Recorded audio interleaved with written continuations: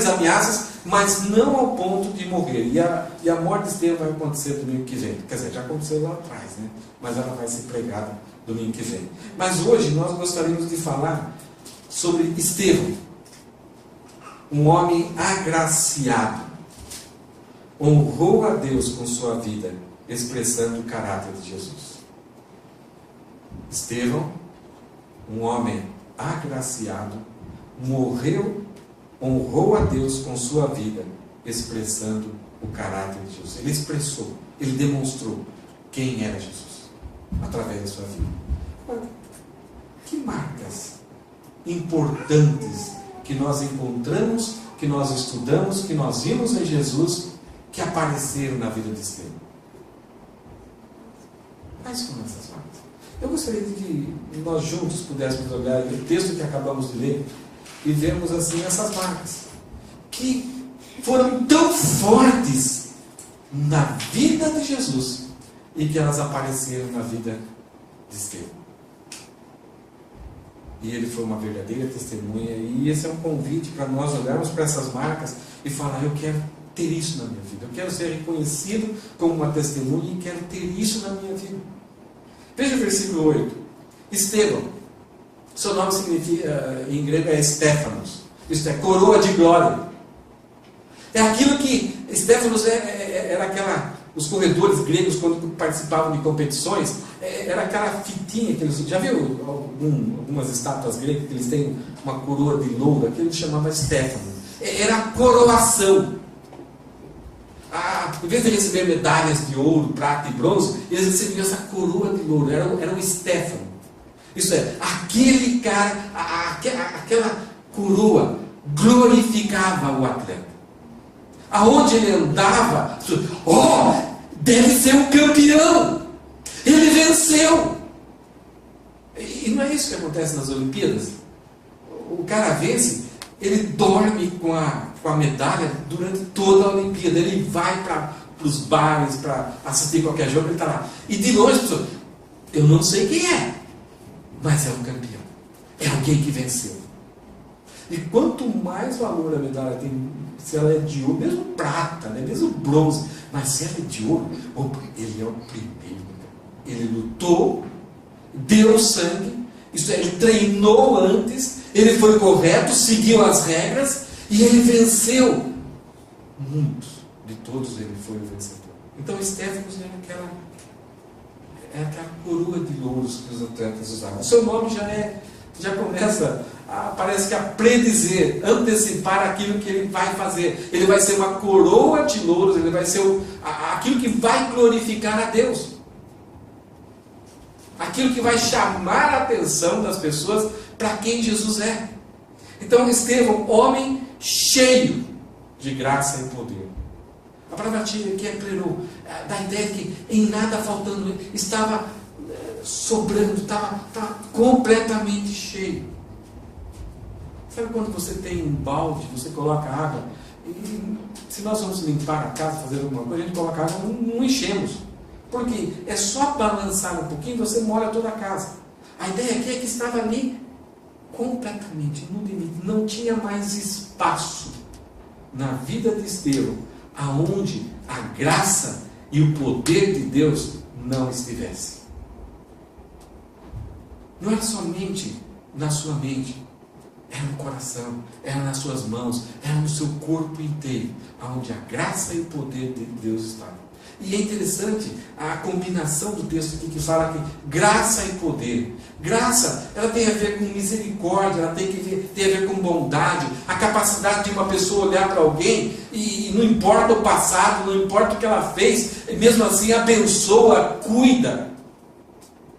Estevão, ele vai falar que ele realizava grandes maravilhas e sinais entre o povo. Ele foi comissionado para cuidar de pessoas em necessidade. E ao ter contato muitas vezes com pessoas em necessidade, a história da pessoa não tinha nenhum valor para Estevão. Ela era objeto da graça e da misericórdia de Deus.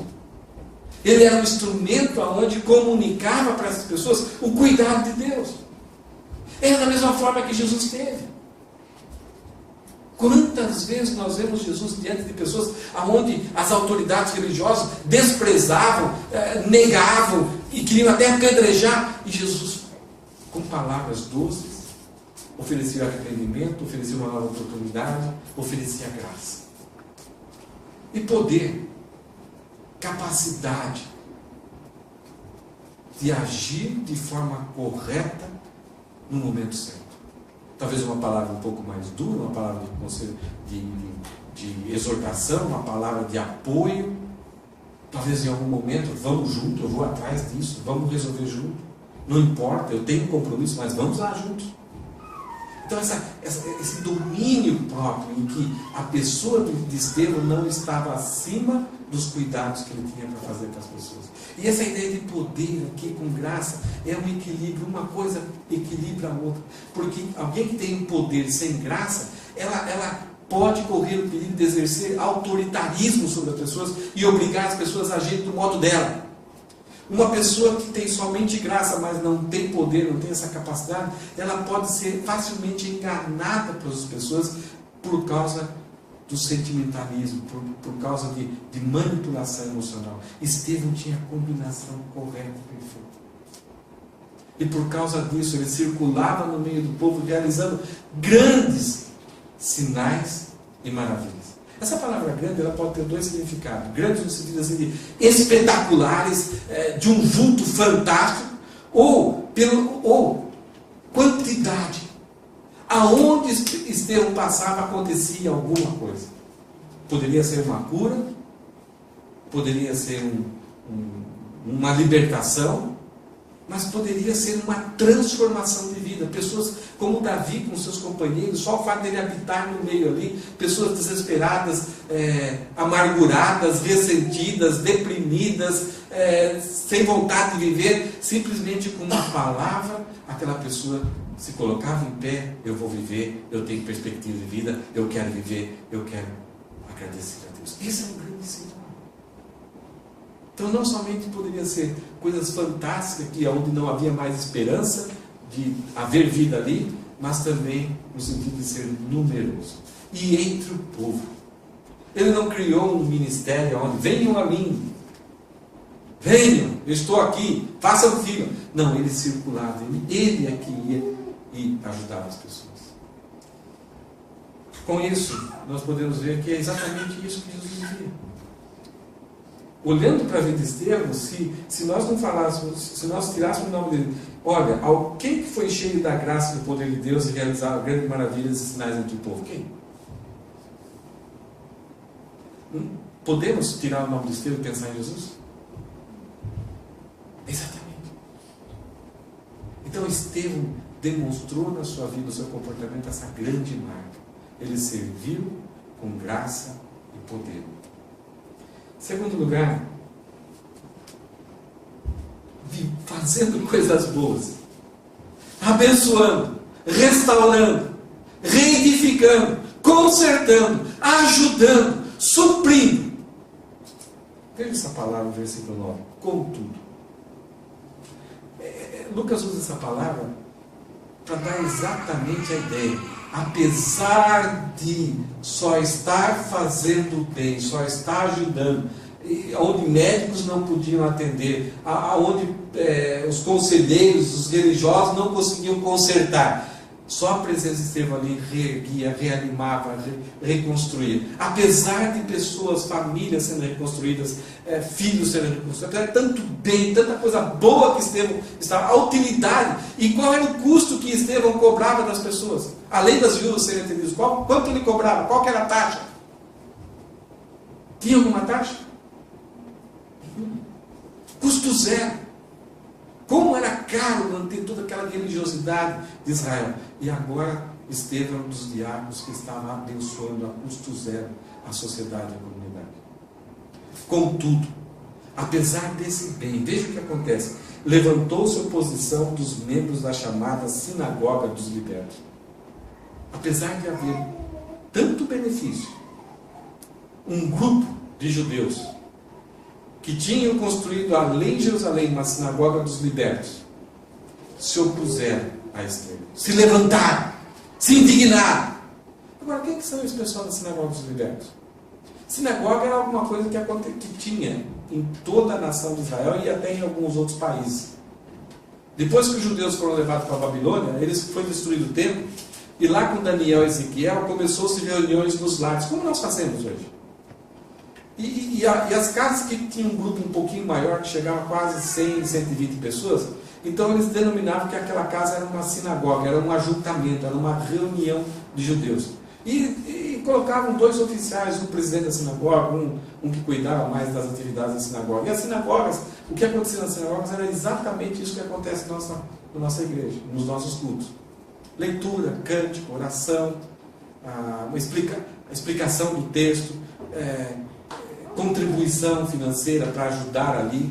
E no caso deles, no caso da nação de Israel, tinha alguma coisa um pouco diferente, que funcionava como se fosse um juízo. Se alguém na comunidade tinha feito alguma coisa muito ruim, então aqueles líderes da sinagoga chamavam o cara e podia expulsar da comunidade uma pessoa, julgar alguma coisa.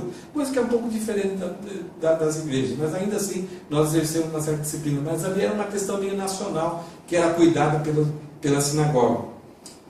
E essa sinagoga dos libertos, o que aconteceu? Alguns anos antes, Pompeu tinha escravizado alguns judeus. E algum tempo depois, o outro imperador libertou esses judeus. Eles foram levados para Roma como escravos, trabalharam arduamente em Roma, se tornaram escravos sem direito nenhum. E de repente um outro imperador libertou esse pessoal. E dentro da comunidade judaica, você tinha os judeus que nunca foram escravos na época de Jesus, e esses judeus que passaram pela escravidão e foram libertos. Então eles tinham um sentimento, uma experiência de amargura, de um sentimento de serem diferentes. Nós passamos pela escravidão e fomos libertos. E para o judeu, qualquer marca na sua vida que seja alguma coisa negativa, a mentalidade dos outros é: você passou por esse mal, então você é de uma descendência, de uma linhagem, de uma família que deve ter alguma maldição na sua família. Você tem que pagar um preço. E ao mesmo tempo eles se tornaram assim um pouco raivosos e valorizavam muito mais a nação de Israel. E eles, em alguns lugares, construíram sinagogas para só eles se reunirem.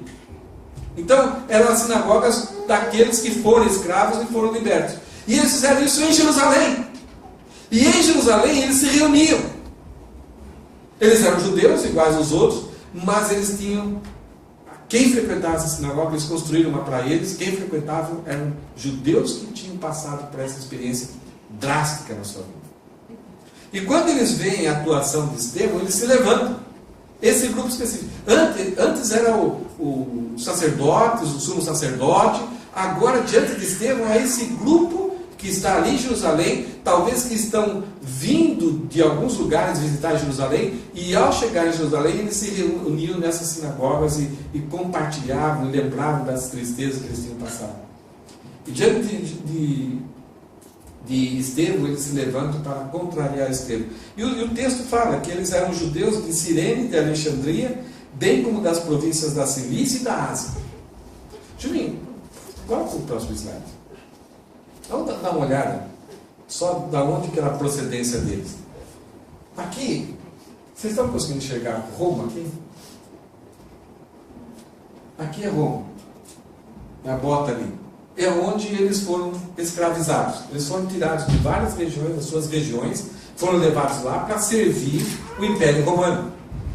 E o texto fala que ali se levantaram contra Estevão pessoas de Cirene, de Alexandria, da Ásia, ali na região de Éfeso, e da Cilícia, perto de Antioquia. E eles estavam onde? Na Judéia e Jerusalém. Então eles tiveram uma experiência forte lá em Roma, eles são de várias regiões, se juntavam em Jerusalém e tinham uma coisa em comum: nós passamos pela escravidão e fomos libertos. E agora, diante de Estevão, eles estão indignados com a atuação e a vida de Estevão. Vamos ver um pouquinho o que acontece nesse relacionamento que eles têm com Estevão. Esses homens começaram a discutir com Estevão. A ideia de começar a confrontar ideias, bater, não concordar com aquilo que Estevão estava falando. O que Estevão falava? Jesus é Deus, Jesus é homem, morreu pelos nossos pecados, ressuscitou e voltará. Coisas terríveis. Para a cabeça do judeu mudar a forma com que eles encaravam quem era o Messias, aonde, como Deus habita, era um negócio sério. Versículo 10. Eles discutiam com Estevão, mas não podiam resistir à sabedoria e ao Espírito com que Estevão falava. Se eu trocar o nome de Estevão aqui e colocar o de Jesus, Jesus teve esse tipo de experiência? De pessoas se levantarem, pessoas que tinham um passado terrível e agora valorizavam muito a sua tradição, e aquilo que Jesus falava, as pessoas se levantavam para debater. Devemos pagar tributo a César? Sobre esse templo. Várias situações que eles tentavam pegar Jesus, várias situações que iam passar uma rasteira em Jesus, e Jesus, com umas palavras, ou até muitas vezes com uma pergunta, destruía o argumento de cada um. Pronto para apedrejar a mulher, Jesus fala assim: olha, quem pode pegar nas pedras aí, por favor. Quem não tiver pecado, atira a primeira pedra.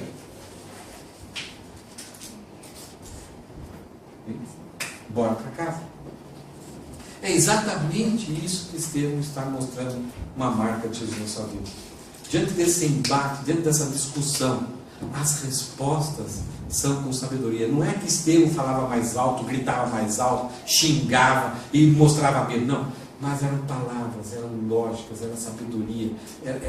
Colocava em xeque a razão dos pensamentos. Ele usava as Escrituras. O judeu discute baseado nas Escrituras. Eles usavam as Escrituras. Jesus fala: vocês erram porque não conhecem as Escrituras. Jesus sempre usava as Escrituras. Estevão, quando fala que ele discutia com sabedoria e ao Espírito com que ele falava, é porque ele usava corretamente, sabiamente, interpretava adequadamente as Escrituras. Então, além de servir com graça e poder, Estevão defendia a verdade com sabedoria, não com poder de discussão simplesmente, mas é que ele usava de forma correta, adequada, e usava o texto bíblico para sanar e eliminar a mentira e a sagacidade daquelas pessoas. Então, além de defender a fé, além de defender a verdade com sabedoria, no versículo 11 até o versículo 14, a mesma coisa que aconteceu com Jesus. Estevão sofreu perseguições injustas. Veja o que fala o versículo 11. Então subornaram alguns homens para dizerem: ouvimos Estevão falar palavras blasfemas contra Moisés e contra Deus. Tira o nome de Jesus, de Estevão, e coloca o nome de Jesus. É exatamente aquilo que aconteceu com Jesus. Jesus foi acusado de tentar blasfemar contra Deus e contra Moisés, aquele que tinha sido usado por Deus na formação de Israel. Jesus sempre fala: ouviste que foi dito, eu porém vos digo. Para eles, para os judeus, Jesus estava querendo destruir, jogar Moisés para o barro. E essa acusação, subornar. Vocês se lembram que lá no tribunal apareceram testemunhas que foram subornadas para acusarem Jesus? A mesma coisa acontece aqui. Versículo 12. Com isso agitaram o povo, os líderes religiosos e os mestres da lei. Vocês se lembram o que as autoridades fizeram com o povo? Manipularam o povo, agitaram o povo, usaram o povo de forma maligna para ir contra Jesus. A mesma coisa acontece aqui. E prendendo Estevão, levaram ao sinédrio. Se lembra de Jesus? Se lembra para quem foi, depois de prender Jesus, para quem levaram?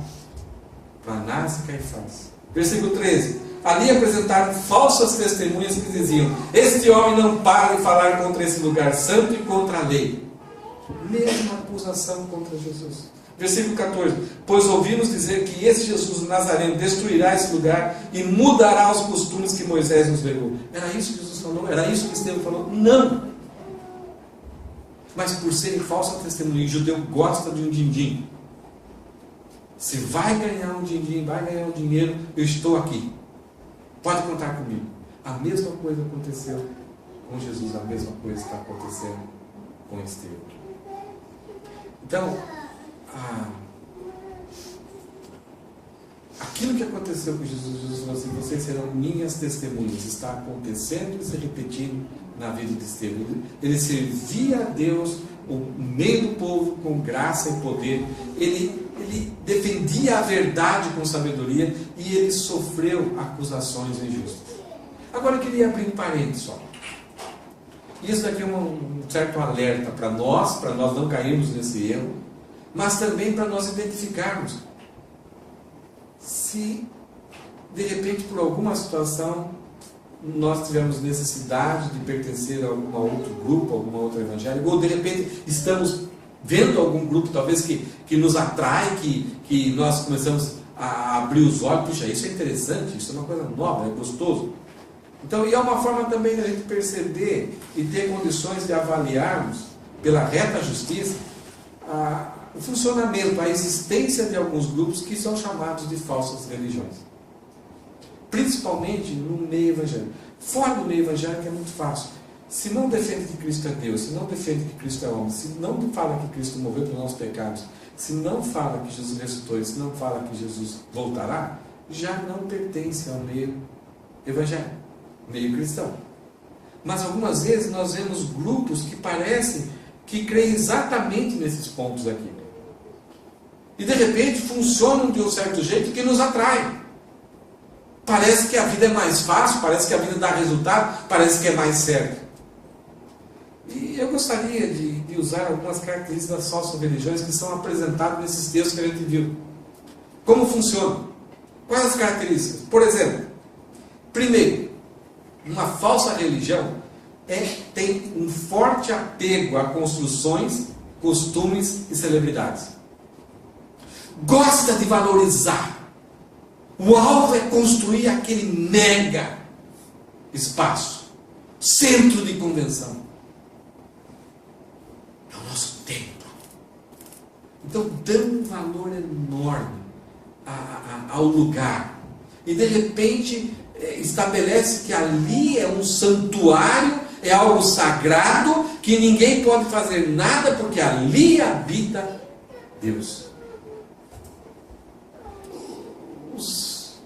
Os inimigos de Estevão acusam Estevão de estar provocando, de estar falando que Jesus vai destruir o templo. Costumes. Não, nós fazemos assim, sempre fizemos assim, não pode mudar.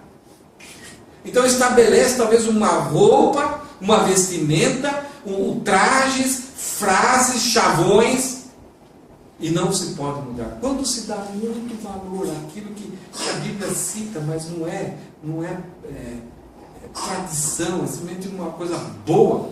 Quando se valoriza isso é muito forte, costumes, isso pertence à religião, porque nós somos assim, nós fazemos assim. E quando se valoriza muito celebridades, muitas vezes as próprias pessoas que são sábias, importantes, capacitadas, que conseguem realizar um bom ministério, elas muitas vezes não têm culpa, mas a forma com que são valorizadas, são colocadas num altar, num pedestal, é muito estranho. Então, de repente, o fato de você ser pastor, bispo, apóstolo, patriarca, então, para se valorizar celebridade, você tem que colocar a pessoa em graus, quantos CDs você vende, quanto você cobra para fazer o show gospel. Então se começa a graduar a vida das pessoas. Quantos milagres acontecem quando você vai fazer as palestras. Tem alguns missionários brasileiros que vêm aqui no Japão, que levam mais ou menos 800 mil ienes por um final de semana, para dar o seu testemunho, para promover alguma coisa. E esse é o cara. No Brasil nós temos uma escala de cachê para alguns cantores, para alguns pastores. Então, quando começa a se valorizar celebridades, nós estamos caminhando para um nível de falsa religiosidade. Investem no suborno, precisam pagar para as coisas acontecerem. inventam mentiras, precisam que histórias fantasiosas sejam o alimento do povo. Manipulam o povo emocionalmente, de forma gananciosa, de forma sedutora, prometendo algumas coisas. No Brasil já estão vendendo terreno, escritura de terreno no céu. Alguém já viu isso? Estão vendendo terrenos no céu. E o pessoal está comprando. Abusam de autoridade.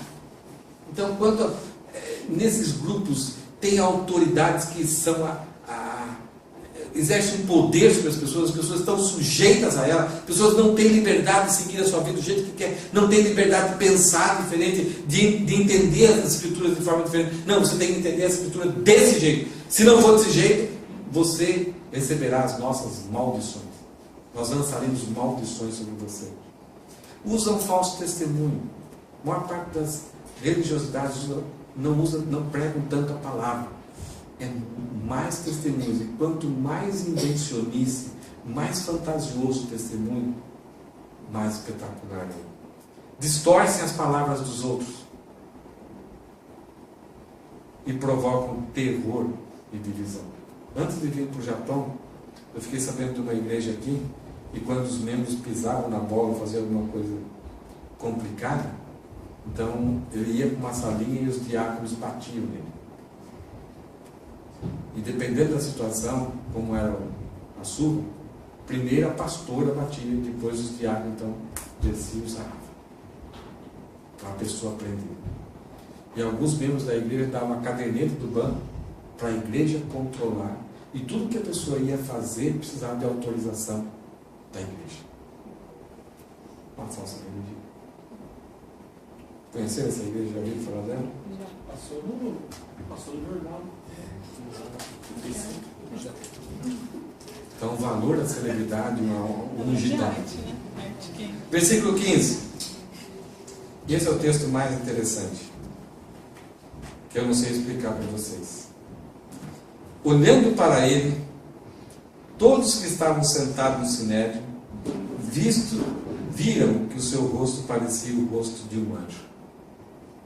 Nessa discussão que eles tiveram, Estevão falando da graça, do amor, da sabedoria, defendendo a fé com sabedoria, as pessoas olharam para ele e ele parecia o rosto de um anjo. A ideia parece que é mais essa parte de cima, né? Mais a parte superior. Parecia o rosto de um anjo. O que você imagina que poderia ser? Porque o texto não fala. Tem alguns textos na Bíblia, Ezequiel, Jeremias, quando fala de anjos, são imagens assim aterrorizantes. São pelos detalhes ali, as pessoas que viram esses anjos, não era loirinho de cabelo enroladinho, não. Mas o que será que aconteceu aqui? Por que parecia que Estevão tinha o rosto que parecia que era um anjo? Talvez um rosto infantil? Eu não sei. Eu não sei porque Lucas relata isso, e Lucas está relatando o que exatamente aconteceu. As pessoas depois falaram. Depois, enquanto Estevão estava defendendo a verdade com sabedoria, o seu rosto parecia o de um anjo. Várias vezes nós temos na Bíblia a ideia de que os anjos sempre assistem à presença de Deus, eles sempre estão diante de Deus. E várias pessoas que tiveram um pequeno vislumbre da presença de Deus, que nunca vamos ter total vislumbre da pessoa de Deus, um pequeno contato, alguma coisa aconteceu com o seu rosto, com a sua face. Isaías teve isso, Moisés teve isso, e até o povo falou: Moisés, cobre aí, porque não dá para aguentar essa glória que está no seu rosto. Não era de Moisés, era como Moisés fosse a lua refletindo a claridade do sol. Mas aqui, diante desse embate, dessa briga, dessa disputa, e desses judeus furiosos, Estevão, talvez com o seu próprio rosto, refletia a bondade e a graça de Deus. Sozinho, no meio de pessoas furiosas, ele ainda não expressava em nenhum momento amargura, ira, medo, terror. Mas ele apresentava uma serenidade, uma paz e um amor por aquelas pessoas. É isso que nós vamos ver na próxima mensagem. Porque ao ser apedrejado, ele ora para Deus e faz um pedido a Deus. Vocês conhecem qual foi o pedido? E aí, se ele vai fazer isso, então aqui, ele está sabendo que essas pessoas são cabeça dura, estão perdendo uma grande oportunidade, estão desprezando aquilo que é a razão da vida deles, que pode mudar a vida deles. E o seu rosto parecia como de um mensageiro de Deus, uma pessoa que contemplava, que vivia diante de Deus e agora era um mensageiro de Deus para aquelas pessoas.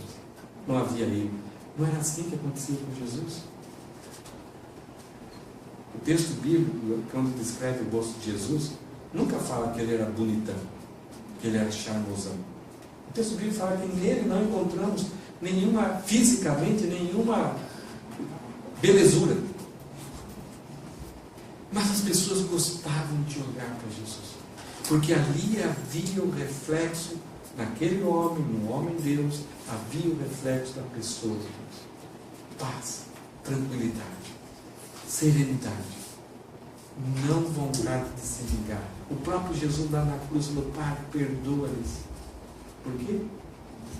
Não sabem o que faz. João cuida de Maria, Maria cuida de João, todo ensanguentado, tudo dolorido, todo esgotado, ainda pronunciava palavras de graça e de amor. Eu não sei, mas eu só sei que João refletiu a glória de Deus. Estevão, agraciado, honrou a Deus com a sua vida, expressando o caráter de Deus.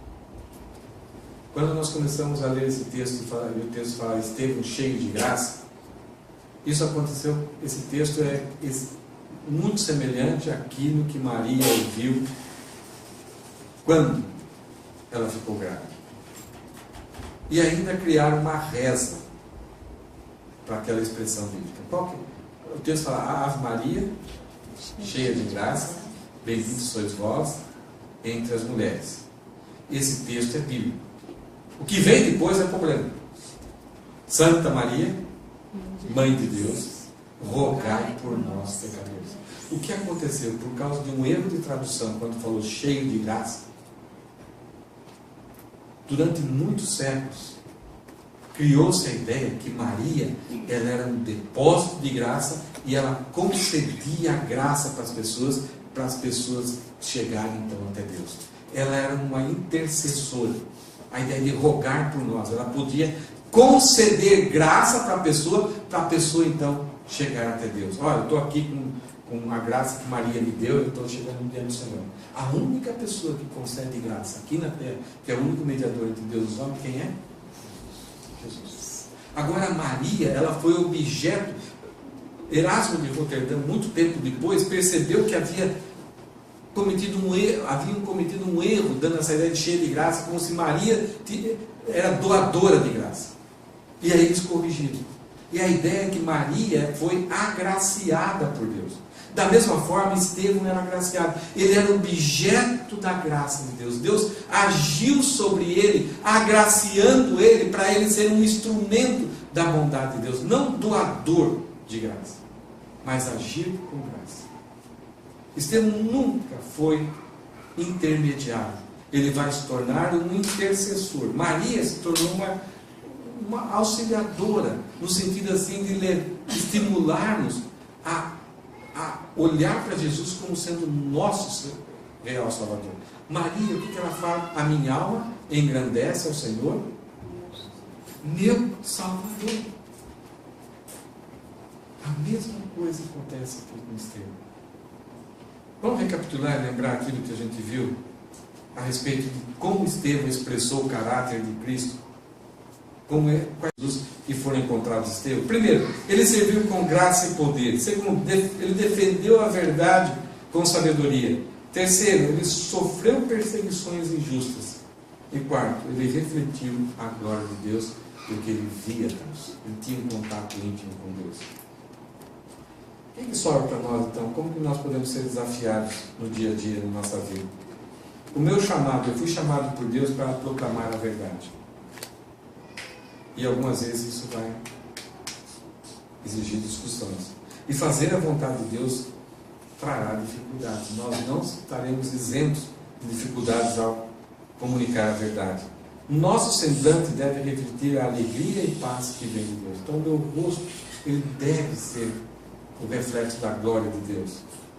Quarto, nossos argumentos devem ser a própria palavra de Deus. Não devem ser outros argumentos que não sejam baseados na palavra de Deus.